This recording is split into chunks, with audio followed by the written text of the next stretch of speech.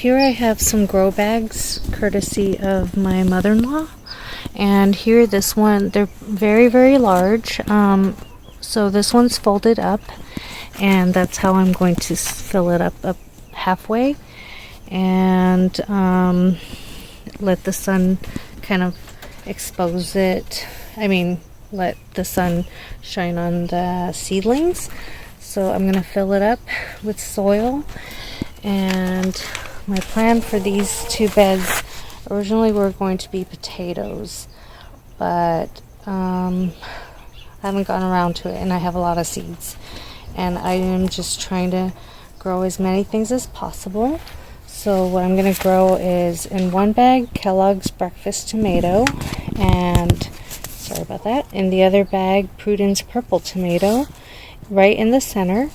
And then what I'm going to do is grow some chives along the sides of some of it, and then some bell peppers around some that bag, and then eggplant and jalapeno on around the other one in the other bag.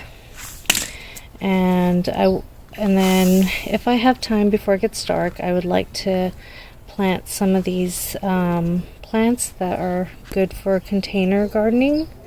So that'll be a test that hopefully my daughter will be up to, and we'll see how it goes. I like to plant tomatoes and things and these types of in pots or in things that I can move them around because of tomato hornworms. They find the scent of it and they go looking for those plants to eat them. So I'm thinking if I move them around, it might not be such a bad idea, and maybe it'll be difficult for them to find my tomatoes. So here's to that experiment for this year.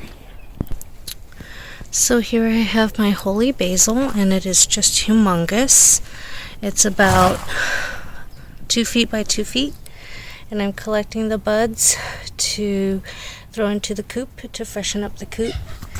And over on the other side I have some Thai basil, and I'm going to do the same, cut off the flowers to refresh a coop, and whatever dries up and drops, hopefully it'll grow more. Thai basil and holy basil.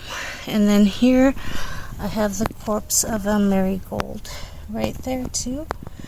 So 2 of them, and I took the little flower buds off of them, and I'm going to take all the little seeds out and disperse them throughout my different garden beds because these repel pests.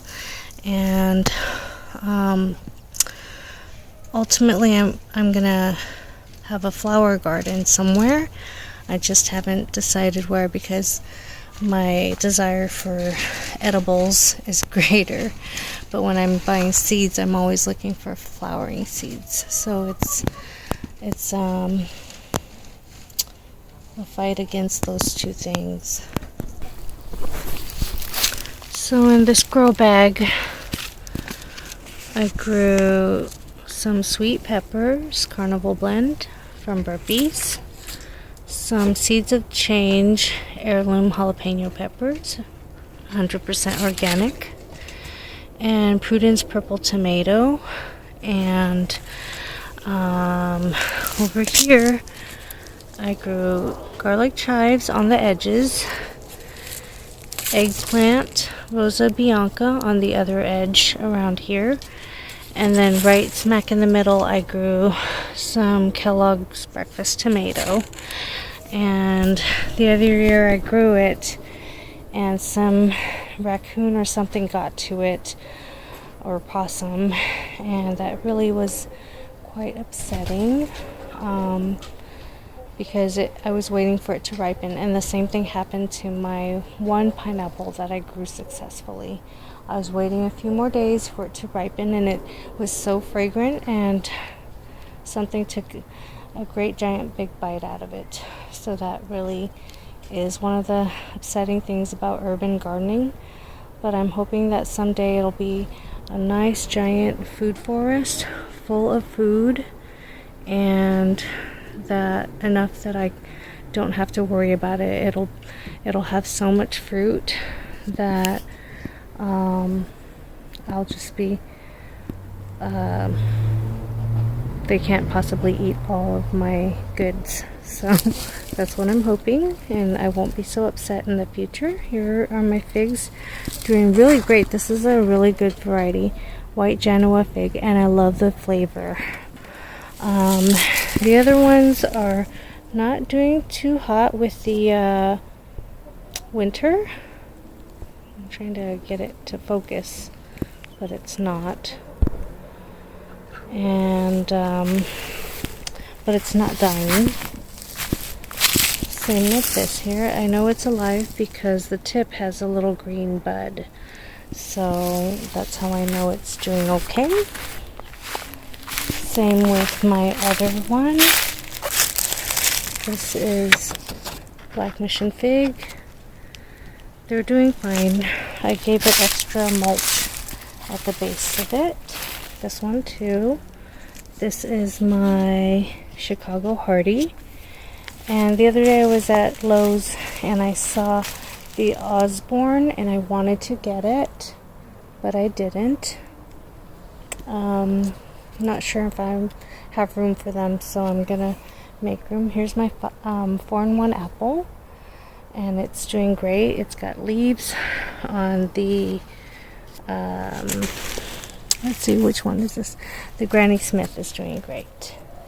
It's got the leaves, and so do the other ones actually, so that's good. And here is my donut peach, and it is doing pretty well. I'm trying to keep it watered so that the roots will do well, and I'll do a tour later. So that's what I ended up doing there, and I'm going to be planting some more. Oh yes, and then I wanted to show you, besides a grow bag, so right deep in the thick of it, so I have, it's about 2.5 to 3 feet tall.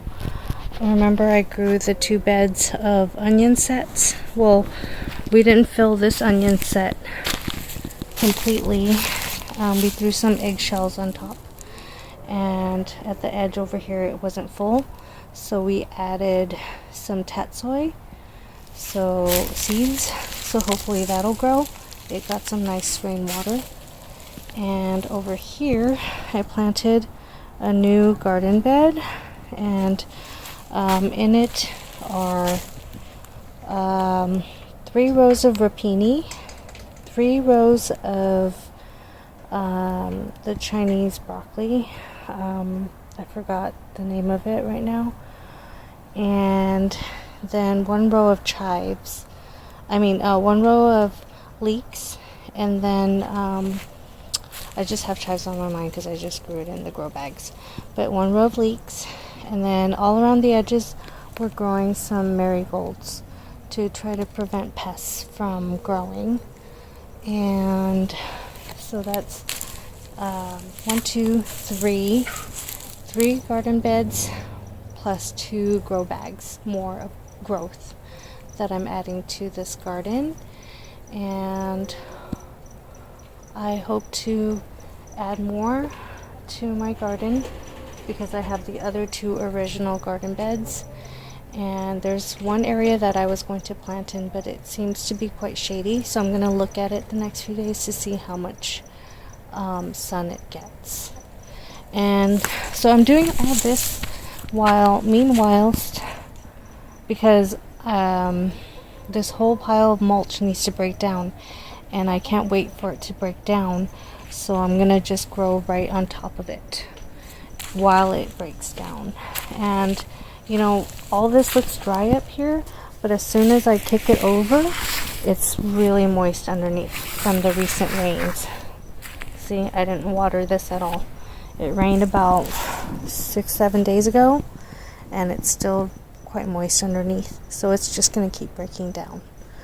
And that's the beauty of permaculture. you just let nature take care of it, and you just keep on doing things. I was just gonna let this whole area break down over time, but I was getting so antsy about growing things.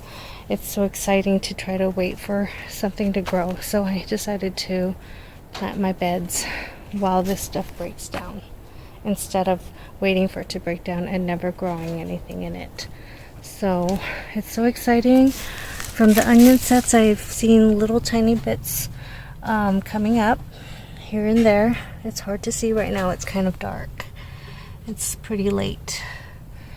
And I will keep you updated on the growth of everything. Have a good one. See you in the next one.